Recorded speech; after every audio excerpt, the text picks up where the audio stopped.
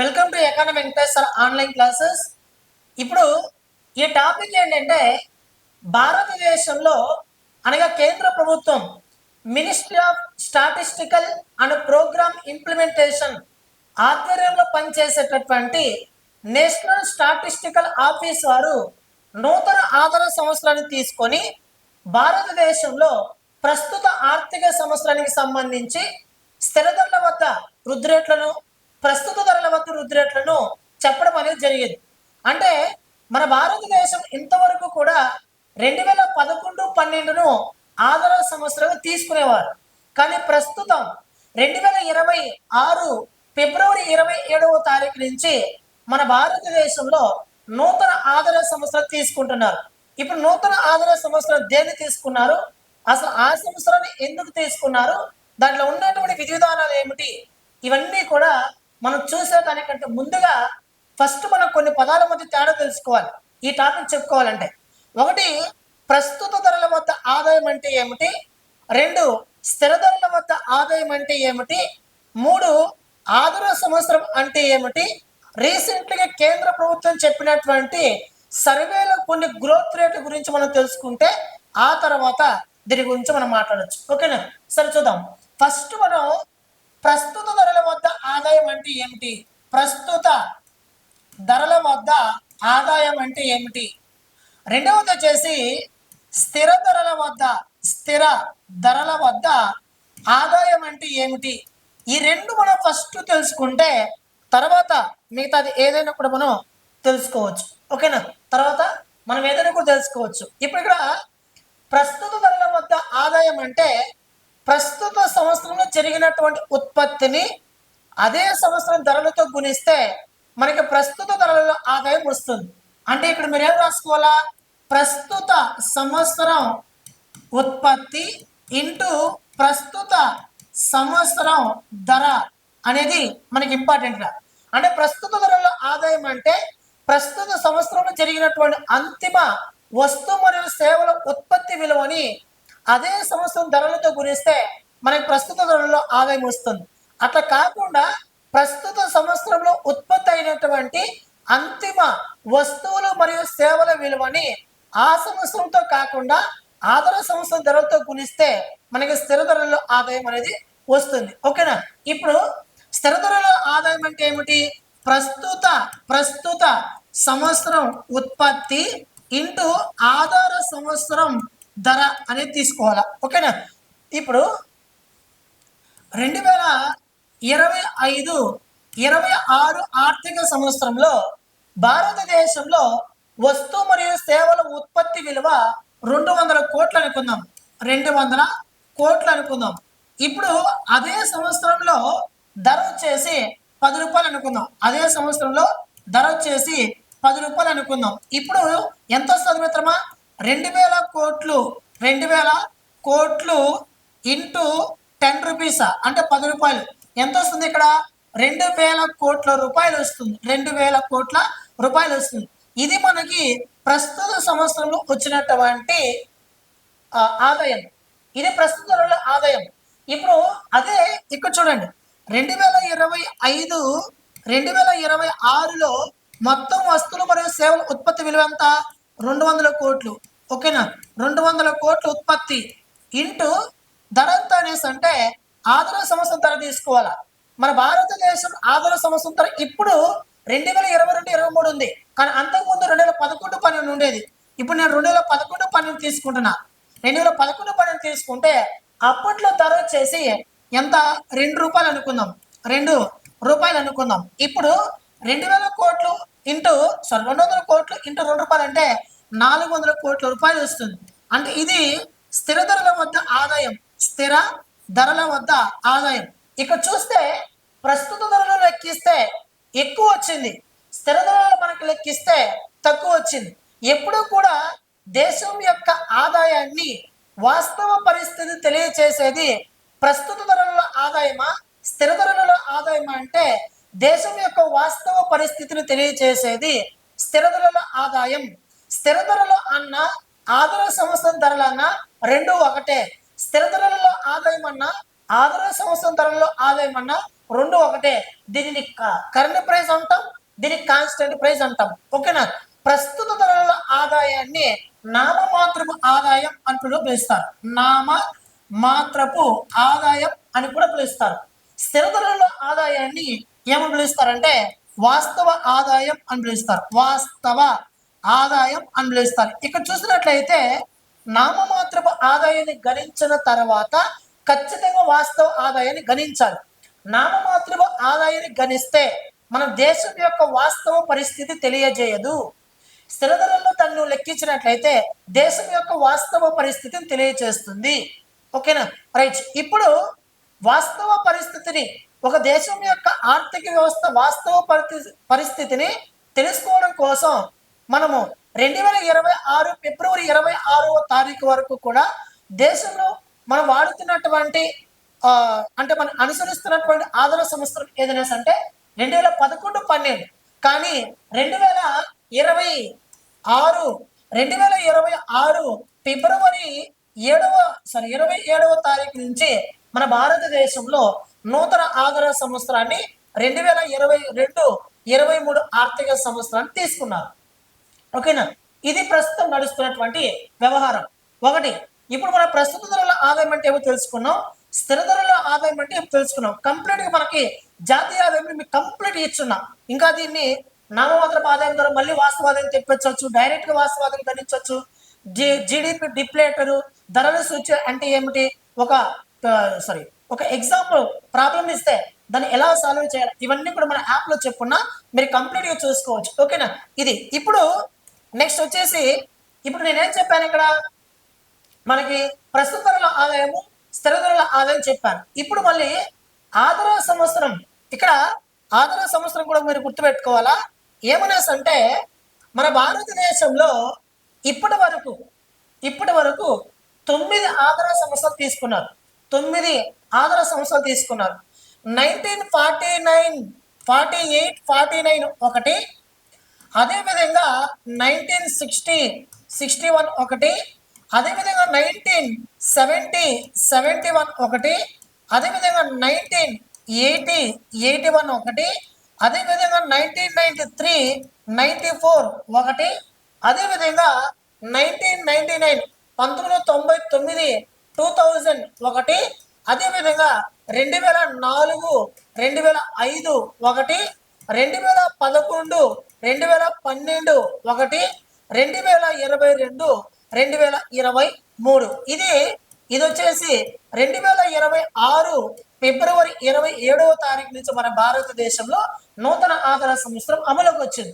1, 2, 3, 4, 5, 6, 7, 8, 9 అంటే ప్రస్తుతం నడుస్తున్నటువంటి ఆదరణ సంవత్సరం ఎన్నవది మన భారతదేశంలో అంటే 9వ ఆధార సంవత్సరం 2022-23. మరి భారతదేశంలో ఏదైనా ఒక సంవత్సరాన్ని ఆదరణ సంవత్సరంగా తీసుకోవాలి అని అంటే ఏ నియమాలు అనుసరిస్తారు? First point. రెండవ పాయింట్ ఏంటంటే ఫలానా సంవత్సరంనే ఎందుకు తీసుకున్నారు అనేది కూడా మనకి ఇక్కడ ఇంపార్టెంట్ అనమాట. ఎందుకు తీసుకున్నారు అనేది కూడా మనకి ఇక్కడ ఇంపార్టెంట్. భారతదేశంలో ఏదైనా ఒక ఆదరణ సంవత్సరాన్ని ఎన్ఎస్ఓ గుర్తించాలి అని అంటే, ఎన్ఎస్ఓ తీసుకోవాలి అని అంటే ఆ సంవత్సరంలో కరువు, కాటకాలు, కరోనా లాంటి విపత్కర పరిస్థితులు వచ్చి ఉండకూడదు. ఒకటి. రెండవ పాయింట్ ఏంటంటే ఆ సంవత్సరంలో విదేశాలు మన దేశం పని యుద్ధం చేసి ఉండకూడదు, మన దేశము ఇతర దేశాల పని యుద్ధం చేసి ఉండకూడదు. అంటే ఎన్ఎస్ఓ ఏదైనా ఒక సంవత్సరాన్ని ఆదరణ సంవత్సరం గుర్తించాలంటే ఆ సంవత్సరంలో ఇతర దేశాలతో యుద్ధం చేసి ఉండకూడదు, ఇతర దేశాలు మన పైన యుద్ధం చేసి ఉండకూడదు. కరువు, కాటకాలు, కరోనా లాంటి విపత్కర పరిస్థితులు, విపత్తులు, ఇలా ప్రత్యేకమైనటువంటి ప్రతిద్రవ్యోల్బణ పరిస్థితులు లాంటివి ఆ సంవత్సరంలో సంభవించినటువంటి సంవత్సరాన్ని ఆదరణ సంవత్సరంగా తీసుకుంటుంది ఎన్ఎస్ఓ. మరి ఏమీ సంభవించినటువంటి సంవత్సరాన్ని ఎందుకు తీసుకుంటారంటే ఏదో ఒక సంవత్సరాన్ని ఆదరణ సంవత్సరం గుర్తించేటప్పుడు ఇవన్నీ లేనటువంటి సంవత్సరం తీసుకుంటారు కదా. కారణం ఏంటంటే అవన్నీ లేనటువంటి సంవత్సరంలో వస్తువు ధర అనేది నిలకడగా ఉంటుంది. వస్తువు ధర అనేది నిలకడగా ఉంటుంది. ఎప్పుడైతే వస్తువు ధర అనేది నిలకడగా ఉంటుందో ఆ నిలకడ ధరలలో స్థిర ధరలలో వస్తువు ఎప్పుడైతే స్థిరంగా ఉంటుందో ఆ స్థిర ధరలలో మనం ఆదాయాన్ని లెక్కిస్తే మన దేశ ఆర్థిక పరిస్థితి వాస్తవ పరిస్థితిని తెలియజేస్తుంది. ఓకేనా? ఏదైనా ఒక ఆదాయ సంవత్సరంలో ధర స్థిరంగా ఉంటుంది, గుర్తుపెట్టుకోండి, ధర స్థిరంగానే ఉంటుంది. ధర స్థిరంగా ఉన్నటువంటి సంవత్సరాన్ని మాత్రమే ఆదాయ సంవత్సరంగా తీసుకుంటారు. ఆ సంవత్సరంలో ఉన్నటువంటి ధర ద్వారా మనం లెక్కించినట్లయితే దేశం యొక్క వాస్తవ ఆర్థిక పరిస్థితి తెలియజేస్తుంది. ఓకేనా? ఇది అదేవిధంగా 2025 2026 ఆర్థిక సంవత్సరానికి సంబంధించి సర్వేను విడుదల చేశారు. ఎప్పుడు? 2026 జనవరి 29వ తారీఖున మనకి ఈ సంవత్సరానికి సంబంధించి సర్వేను కేంద్ర ప్రభుత్వం విడుదల చేసింది, ఆర్థిక మంత్రిత్వ శాఖ. ఈ సర్వే ప్రకారం 2025-26 ఆర్థిక సంవత్సరంలో మనకి వాస్తవ జీడిపి వృద్ధి రేటు 7.4% నమోదు అవుతుందని చెప్పి అంచనా వేశాం. కానీ ఇక్కడ Q1, Q2, Q3, Q4 అని ఉంటుంది. Q1, Q1, Q2, Q3, Q4 అనేసి ఇక్కడ ఉంటుంది. ఇప్పుడు ఆర్థిక సంవత్సరం ఎప్పుడు కూడా ఏప్రిల్ నుంచి ప్రారంభమవుతుంది. ఏప్రిల్, మే, జూన్ ఇది మొదటి క్వార్టర్. అదేవిధంగా July, August, September Q2, October, November, December వచ్చేసి Q3. అదేవిధంగా మళ్ళీ జనవరి, ఫిబ్రవరి, మార్చ్ 31వ తారీఖు వరకు మనకు ఆర్థిక సంవత్సరం ఉంటుంది. ఇప్పుడు 2025-26 ఆర్థిక సంవత్సరంలో 7.4% వృద్ధి రేటు నమోదవుతుందని చెప్పి, జీడిపి వృద్ధి రేటు నమోదవుతుందని చెప్పి వాళ్ళకి తెలియజేశారు. కానీ ఇక్కడ అక్టోబరు, నవంబరు, డిసెంబర్ Q3కి లెక్కించారు. రీసెంట్గా Q3కి లెక్కించిన తర్వాత గ్రోత్ రేట్ మారే అవకాశం ఉందని చెప్పారు రీసెంట్గా. అంటే వాళ్ళు ఇప్పుడు ఏమంటున్నారంటే Q3లో ఏం చెప్పారంటే గణాంకాలు ఉన్నాయి, చెప్తా. ఇది ఫస్ట్ పాయింట్ గుర్తుపెట్టుకోండి. 2025-26 ఆర్థిక సంవత్సరంలో 7.4% నమోదు అవుతుందని చెప్పి సర్వే అంచనా వేసింది. ఇదే సర్వే 2026-27 ఆర్థిక సంవత్సరం అంటే వచ్చే ఆర్థిక సంవత్సరంలో 6.8% నుండి 7.2% వరకు నమోదు అవుతుందని అంచనా వేసింది సర్వే అంచనా వేసింది. ఇది గుర్తుపెట్టుకోవాలా. ఇప్పుడు గణాంకాలు మరి మారిపోయినాయి. ఓకేనా? Q3 October, November, December Q3 ఈ Q3కి లెక్కించారు వాళ్ళు. ఓకేనా? దేని ఉపయోగించి? కొత్త ఆదాయ సంవత్సరాన్ని ఉపయోగించి Q3కి గాను స్థిర ధరల వద్ద, ప్రస్తుత ధరల వద్ద లెక్కించారు. ఓకేనా? చూద్దాం. ఇప్పుడు ప్రెసెంట్ వచ్చేసి మనకి Q4 నడుస్తుంది. ఓకేనా? సంవత్సరం మొత్తం పూర్తి అయిపోయిన తర్వాత ఆ సంవత్సరంలో ఎంత వృద్ధి రేటు నమోదైందని చెప్పి మనకి అక్కడ తెలుస్తుంది. నెక్స్ట్ మార్చి 31 తర్వాత తెలుస్తుంది. ఓకేనా? రైట్. ఇప్పుడు ఇక్కడ చూడండి, నూతన ఆదాయ సంవత్సరాన్ని భారత ప్రభుత్వం తీసుకున్నది. ఏ సంవత్సరాన్ని? 2022-23 ఆర్థిక సంవత్సరాన్ని తీసుకున్నది. ఇప్పుడు ఇక్కడ ఆదాయ సంవత్సరాన్ని ఎన్ఎస్ఓ నూతనంగా తీసుకున్నది అని అంటే దానికి అర్థం ఏంటి? జీడిపిని గణించడం కోసం. జీడిపి అంటే ఒక దేశంలో ఒక సంవత్సర కాలంలో దేశ ప్రజలందరి చేత ఉత్పత్తి కాబడినటువంటి అంతిమ వస్తువు మరియు సేవల విలువని మనం జీడిపిగా చెప్తాం. దీన్ని మార్కెట్లలో లెక్కిస్తే జీడిపి అట్ మార్కెట్ ప్రైస్ వస్తుంది. ఉత్పత్తి కారకాల దృష్ట్యా లెక్కిస్తే జీడిపి అట్ ఫ్యాక్టరీ కాస్ట్ వస్తుంది. ఓకేనా? సరే, విషయాలన్నీ కూడా నేను జాతీయ ఆదాయం చెప్పుకున్నా. ఇప్పుడు క్రింది వాటిని నూతన ఆదాయ సంవత్సరాలుగా తీసుకున్నారు. అంటే నూతన ఆదాయ సంవత్సరాలు జీడిపిని లెక్కించడం కోసం నూతన ఆదాయ సంవత్సరం 2022-23 తీసుకున్నారు. First point. రెండో పాయింట్ కన్స్యూమర్ ప్రైస్ ఇండెక్స్, వినియోగదారుల ధరల సూచి అంటాం తెలుగులో. కన్స్యూమర్ ప్రైస్ ఇండెక్స్ వినియోగదారుడికి సంబంధించినది సూచి. దీన్ని గణించడం కోసం ఆదాయ సంవత్సరాన్ని 2024 తీసుకున్నారు. Next third point index of industrial production. Third one IIP ని గణించడం కోసం నూతన ఆదాయ సంవత్సరంగా 2022-23కి మార్చారు. ఓకేనా. అంటే దేశంలో జీడిపిని గణించడం కోసం, ఇండెక్స్ ఆఫ్ ఇండస్ట్రియల్ ప్రొడక్షన్ గణించడం కోసం 2022-23ను ప్రామాణికంగా ఆధార సమస్యలుగా తీసుకుంటే, మరి కన్సూమర్ ప్రైస్ ఇండెక్స్ గణించడం కోసం 2024ని తీసుకున్నారు. ఓకేనా. ఇక్కడ చూడండి మీరు, ఇప్పుడు ఇక్కడ క్లారిటీ ఇచ్చిన ఇది అఫీషియల్ వెబ్సైట్ పిఐబిట్ గవర్నమెంట్ వెబ్సైట్ నుంచి. GDP new base year 22-23, CPI new base year 2024, IIP new base year 2023-24, sorry 22-23. ఓకేనా. ఇది ఇప్పుడు ఈ ధరల వద్ద ఈ ఆదాయ సమస్యను ఉపయోగించుకొని మన భారతదేశంలో ప్రస్తుతం స్థిర ధరల వద్ద, ప్రస్తుత ధరల వద్ద లెక్కించారు. ఇక్కడ చూసినట్లయితే మనకి ఇక్కడ ఇంకా చాలా క్లారిటీగా ఉంది. ఇక్కడ మీరు చూసినట్లయితే చూడండి, ఎన్ఎస్ఓ మరియు ministry of statistical programme implementation వారు వీళ్ళిద్దరూ కలిసి second advanced estimates for financial year 2025-26 2025-26 గాను రెండవ గణాంకాలు లెక్కించారు. సెకండ్ అడ్వాన్స్డ్ ఎస్టిమేట్స్ అంటాం. ఓకేనా. గణాంకాలు లెక్కించారు. ఏబిఎస్ ఆధార్ చేసుకొని 2022-23 ఆధార సంవత్సరం బేస్ చేసుకొని రియల్ జీడిపి గ్రోత్ రేట్ వచ్చేసి ఈ సంవత్సరంలో 7.6% ఉందని చెప్పి న్యూ బిఎస్ఈఆర్ ఆధారంగా చెప్పారు. కానీ సర్వేలో చెప్పిందంత 7.4%, కానీ ఇప్పుడు పెరిగింది. ఓకేనా. అదే ఆధార సంవత్సరం ఆధారంగా అదే 25-26 ఇయర్లో వచ్చేసి నామమాత్రపు జీడిపి గ్రోత్ ఎంత అనేసి అంటే, నామమాత్రపు జీడిపి గ్రోత్ అంటే ప్రస్తుత ధరల వద్ద ఎంత అనేసి అంటే 8.6%కి పెరిగే అవకాశం అయితే ఉందంట. ఓకేనా. ఈ రెండు గుర్తుపెట్టుకోండి. మోస్ట్ ఇంపార్టెంట్, చాలా చాలా ఇంపార్టెంట్, ఎన్నోసార్లు ఎగ్జామినేషన్ అడిగేటటువంటి ఒక ప్రశ్న. ఓకేనా. చూడండి ఇక్కడ అదేవిధంగా ఇక్కడ నూతన ఆధార సంవత్సరాన్ని బేస్ చేసుకొని గణించారు. 2024-25 ఆర్థిక సంవత్సరంలో ఫస్ట్ రివైజ్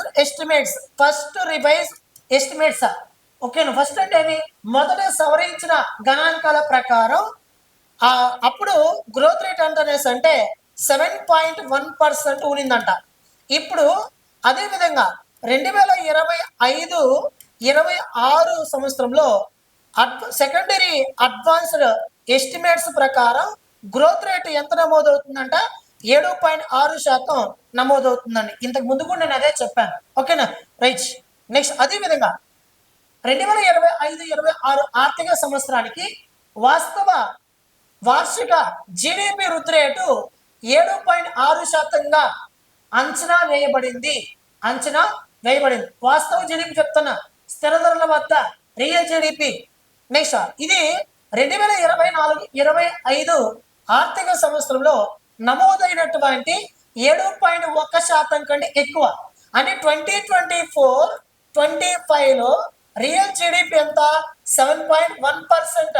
అదేవిధంగా 2025-26 ఆర్థిక సంవత్సరంలో ఎంత నమోదవుతుంది అంచనా వేశారు 7.6%. అంటే గత సంవత్సరంతో పోలిస్తే ఈ సంవత్సరం గ్రోత్ రేట్ పెరిగిందనమాట. ఓకేనా. ప్రస్తుత ధరల వద్ద అంటే నామమాత్రపు ఆదాయం అన్నట్టు.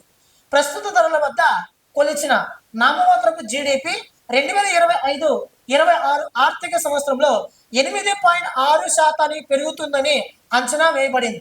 ఇందులో తయారీ రంగం 2023-24 ఆర్థిక సంవత్సరం మరియు 2024-25 ఆర్థిక సంవత్సరంలో రెండింటిలోనూ రెండంకెల వృద్ధిని నమోదు చేసిందంట. ఎప్పుడు 23-24, 24-25లో కూడా ఎక్కువగా రెండంకెల వృద్ధిని నమోదు చేసిందంట. అంతే రానున్నటువంటి అంటే 25-26 ఇయర్లో ఇక్కడ నామమాత్రపు జీడిపి అనేది 8.6% పెరిగే అవకాశం ఉంది. అంటే దాంట్లో ఎక్కువ భాగం దేని వాటా ఉంటుందంటే తయారీ రంగం వాటా ఉంటుంది. నెక్స్ట్ ద్వితీయ తృతీయ రంగాలు మొత్తం ఆర్థిక పనితీరును బలోపేతం చేశాయి. అంటే ఇండస్ట్రియల్ సెక్టారు, సర్వీస్ సెక్టార్ 2025-26 ఆర్థిక సంవత్సరంలో 9.0% కంటే ఎక్కువ వృద్ధి రేట్ను నమోదు చేశాయంట ఈ రెండు. ఓకేనా. నెక్స్ట్ అలాగే వాణిజ్యం, సర్వీస్ సెక్టార్, వాణిజ్యము, వర్తకము, హోటళ్ళు, బీమా ఇటువంటివన్నీ కూడా సర్వీస్ సెక్టార్. ఓకేనా. అలాగే వాణిజ్యం, మరమ్మత్తు, హోటళ్ళు, రవాణా, కమ్యూనికేషన్, ప్రసార రంగం, నిల్వ, సమాచారానికి సంబంధించినటువంటి సేవలు, సేవలు రంగం కిందకు వస్తాయి. ఇవి 2025-26 ఆర్థిక సంవత్సరంలో స్థిర ధరల వద్ద వాస్తవ జీడిపి అంటాం. వాస్తవ ధరల వద్ద, స్థిర ధరల వద్ద, ఆధార సంవత్సరం ధరల వద్ద 10.1% వృద్ధి రేట్ను నమోదు చేసిందంట. ఓకేనా, మీకు చెప్పాను ఆల్రెడీ. సర్వీస్ సెక్టర్ అంటే ఇండస్ట్రీ సెక్టర్ అవన్నీ కూడా మన యాప్లో చూసుకోవచ్చు మీరు కంప్లీట్గా. 2025-26 ఆర్థిక సంవత్సరం అక్టోబర్ నుంచి డిసెంబర్ చెప్పాను కదా, క్వార్టర్ త్రీ కాలానికి స్థిర ధరల వద్ద వాస్తవ జీడిపి 84.54 లక్షల కోట్లుగా అంచనా వేయబడింది. ఇది 7.8% బలమైన వృద్ధిని సూచిస్తుందంట. ఓకేనా, అంటే ఆ క్వార్టర్లో మనకి 7.8% వృద్ధిని నమోదు చేస్తుందంటే రియల్ జీడిపి ఓన్లీ ఆ క్వార్టర్లో మాత్రమే. నెక్స్ట్, ఈ వృద్ధి 2023-24 ఆర్థిక సంవత్సరంలో క్వార్టర్ 3లో ఉన్నటువంటి 7.1% కంటే ఎక్కువ. ఓకేనా, 7.1% కంటే ఎక్కువ.